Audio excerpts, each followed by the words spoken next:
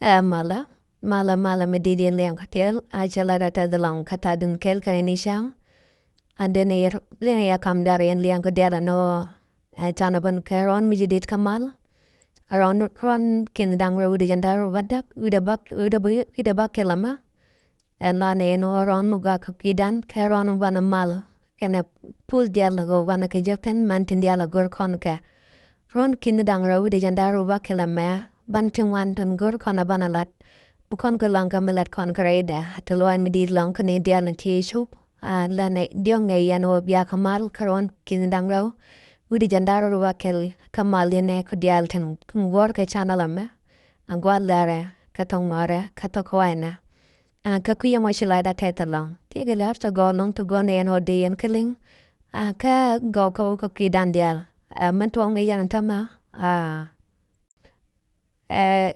je aiwo chika kajalong gwen diang takanten ka gor kana no bikalat midit bikanalat ay panatin to content awo nyam an lato gor kana bikanalat awo bike noara dial ke so sudanis tanko ken tentari tentot ke chonden pin kwarandan to yukom bikan ka lepret ke bikan ka moit watchere erike kere chika manan takanten ke jawana me Anta marai kona kia milingia lado tinia. Chineta konti la kwar aiwo, kia dich aiwo. Jajalara mo be, jiso sudan dial tin kona chuch. Kia chai chuan den chai bat. Kuma te tenatama mambut ke. Kwar ne salpa kia maya dich kena nyada. Ai chikana goro no bikan ke jakalor. Neta tarara ma neta gatijen. Ne kona no take a look mateten. Look mo. A look kwar na doctor ya machar katan dana chai yan ke jake kaich. A look mo a lung chijan chatanega pet tichuk muan chatuk. Kachao kwet. And look mo poinda. Chawo chagwata chatok karon kindang ro widi jandaro le dich en chedot jok. Gorke janta mano buluko mo bateka pek.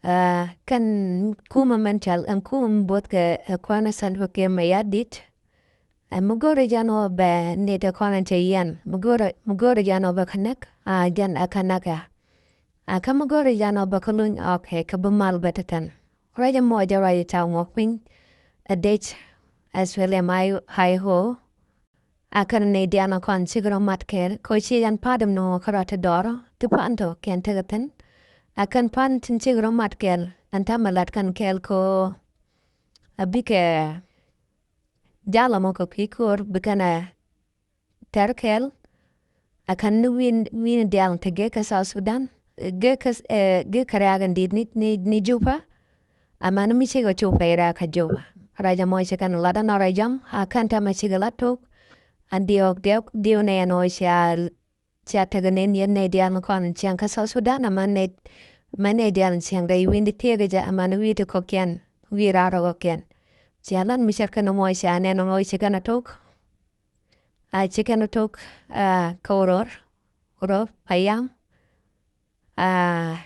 nama yuay mabuya nama chika yuay chikana kap chika mai ka dial chikan ka kap charka man sia ngai ka sia nen an kuman boska asal buke ma yardit ta general la bo sa ja kap jan ta ja kap tega te pinyana tama bulon prisoner of war arame cha kap record antama te pin buma as well as my soldier anamona jana tuang yana tama re wen mishala lankan re wen mishala yuai kawro kante akana tuang kona kanindang raudi chwa cha wen mishala lankan cha je book karenel kata dan cha book ja te ne di choko well kelo wanyam si yeken batan ne to ta dong ta tan ataman ta tan ta ga tian ta tan kane to ta dong che bat ke yeken ando en cha bong na wajen chen chana point chana cha mol point kane to kon che jach ke ra che jach che jiketin tangwa mo ai cha ka mol pin kamun ko jandau adom meditelo Kane dial te jagan guamo. Chaka bopin kamun dan chero janyal tene to chaga koin. Na mo ajana tuang ajan. Kuma man bot ka sal pakia mayar dit jana kuma manang mi chap. Kia naga ne da kon te la jewich kia hale. Naga kabang. Kana mo gurga jana obateng. Bata pek ka jan ron or one ta kontana. Ano chik tala kuma mi bungot ka naga chap kia naga hale. Kam kamait renal. Kasi chuang ko kuma no baneda kon la alaka. Baka bo kamait renal. Na mo tala ya kan waduin mono vaken. An kuma ke dech o baratop ko kui ale ke ga kuwech ko tala mbo ale bike je ka jandam bukula gang wech. Binon kuma taroy kan tama ajan ti ya jano ajara manak neda kon ale. Anche kon ngai pana no kachanka jandara ude kachanka rao kajan rona ta kontena ron kindangra ude jandaro bakel kapayara odien. Anche kwan salva ke mayadit. Anche jisikirti kukuma sa sudanan dit ke leo chaga choldol pan. Kachiga na ideal. Netan kon anche chol ray duel tino dol gaja kenyam. Netan kon jale jang ke netan tato duela ke netan kon tegaja. Andola mo chai chol kapet che ko dol ko ne kon no cha wi dangro ti ditelong. Chaga kep aspelia mayo to wana changa kel kachankaro. Cha wi ti ditelong. Ke Sspdf. Chaga kep kuma aspelia mayo ke dich aspelia mayo. Mo che wich salpa ke maya dit cha jalan yalong. Ka cha jakan diaralong. Kata andanan talk. Yuay payam ke uror kanti. Kam de kena bargazala kubana karera kajuba. Magarijin ke trupili. Ka baral gazal. Magarit mi virijin ke trupili kula barera nanga jitang dangro. Ke chara char mugwa mi cha muy kezalat. Char mi cha muy kezalat. Mdi gertan ke tang dangro. Tajala no tege chankel kahap.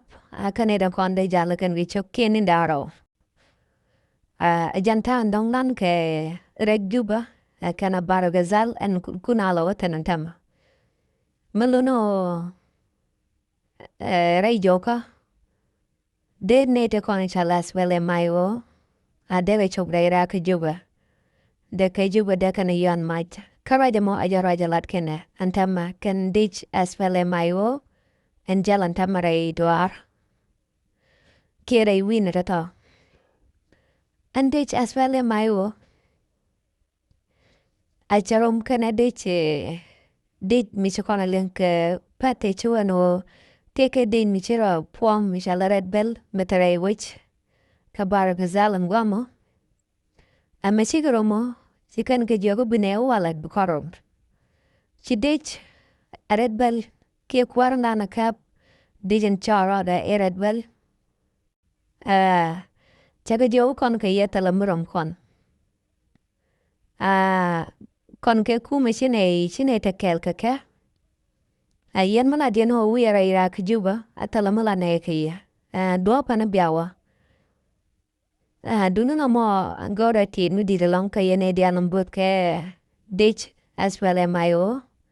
Akode yen tan dong bidal ke ye. Mana jogdu na bay yen opinion. Adi yen tar de yen del wijagwa. Ko chwa dija mo chwa jang adalong. Andi chalare belana. Cha gora no bia ta kangap ke jelong mano che palwa. Ko ken bongo da ke mut ken ke jang. Duno te ga mangap ke karaja nat ken ko ngai ken no ne to kona bukare mondien. Mi ken ungu kan go kur. Dek panken de nak. De juwich ke che mana ken kan galagang de nak chicken ko lo ka chicken de lo. Na modwal kan ke ja ka chicken gorum no bike kamden ka lo bikane yar. Ko kane ta ka bodor kane ken lo gwa no lo kanane. Na mo wichi kana goro no batwo kan de ne to konante ke parallel wa mo ke dijin charo de at bel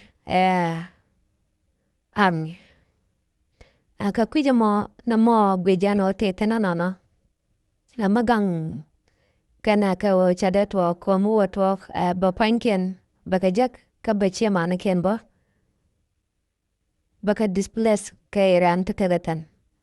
Ka kuja mo chikana gwejano gwano wo bika mal bika na lat bika na tang ke dech aswale mayo ano chikan bata ka rol ka bikan ka jaka wo bika chop gwatan dana wagaten kalam bika na lat ka no mo ajan mat chitwok kam dech aswale mayo kana red bell group na mo ajana to me jana tama kam kwaru itin kona te ka Jonglei state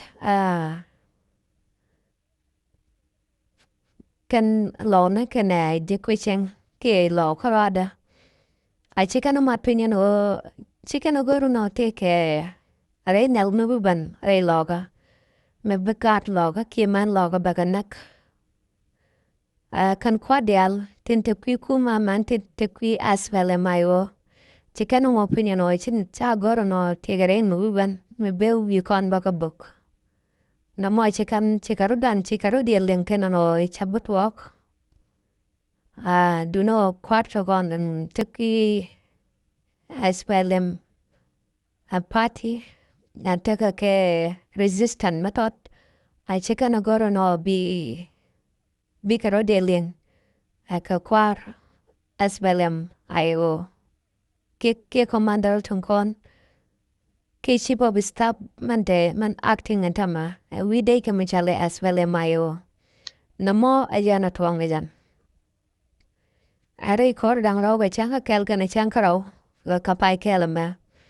Chidech aswale maigo chamai chiditalam jaga kap kukuma.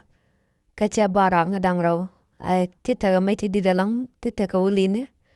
A chaba kap kukuma kechi ga tapinde.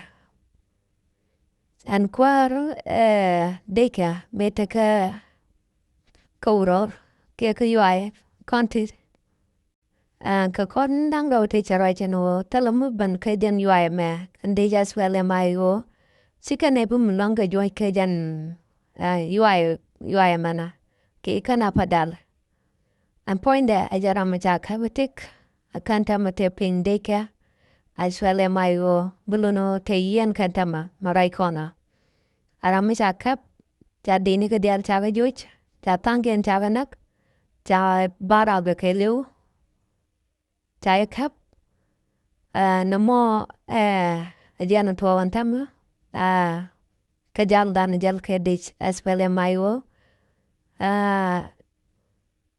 kaninde beti ki kana ka jan chang dokon wala ka paekel awo ka chang ka baro ki awo ka chang ka wal ka paekel bitu wana long bi garo ger bitu wan bi garo den ger ne konan wo an look doctor ya my char kana ne barau dan konan wai ni ka kai kel jana ga chang ta na ga chang de jano de lo ten ga ya bana tu man ba bana ga nyawa leng ka ta nong ba look doctor ya my char ga ne barau no konan wai ga kel an ba ya gor ga je nyok me te gum bro ga ten ki ba ngot lat kene ga jan la de lat kene ga jano dang lung wa ka bu yok na mo ba joit kan de beta ke ganin dang out of beta ano ngu bekana lela ko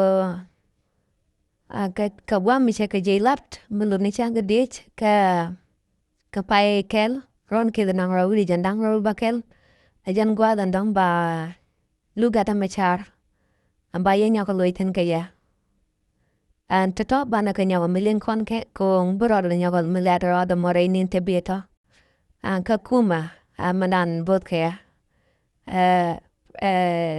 salpa kema yadit an to kana to wantam rainin to ko antane ke jan rona jidira ma pai kona toga bolo no denias pele mai wo ka jaroi ka bian wa da to right to danda kwidian waka gwa den ko mo ke sambona ka kuja mo chela da te da long lian kodel mi jeram to no ban ga jan Bona me gora yano di rodo mat ko gurdu ko bona me kia DJ subscribe ko da yin ramkel ka jan bona me ko di lar di ano mune ke kia nong ne kia.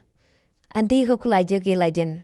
mi jiran pai ban bogoro jano bi bilar biganyak manu ko dial ko kaludu ka kalarama nongdu ko jam manu ko tenkana jak ko de kana jak ko de garomat ka jan bona me ka kuja mashalada te da long liang ko dial ko ti tadun kel ke ne ni siang jaka kon ka pit jaka kon ko ba jordan ba jelin win mona de den ka kuja mashalada te da long habia temal happy new year to you all.